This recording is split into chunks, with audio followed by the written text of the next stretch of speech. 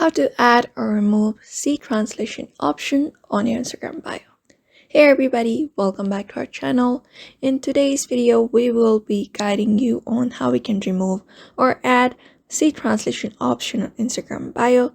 So if you are also wondering on how we can do that, these are the process we may follow up and we should be able to add or remove C translation option. When you tap on the C translation, you can see it has been changed. So if you're also wanting that kind of feature on your Instagram bio, these are the processes you may follow. So we just directly head over to your profile, and once you head over to profile, what we're going to do is simply tap on edit profile. And under this bio section, what we are going to do is type in a text other than English. So you're going to type in a bio in other language. For example, Korean or Chinese or a different kind of other languages available. You can just go ahead and type in for now.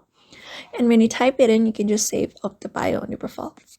And once you have saved it up on your profile, when you watch it from other people's profile, you will be finding a scene translation option like I showed earlier when I watched one of my friends' profile.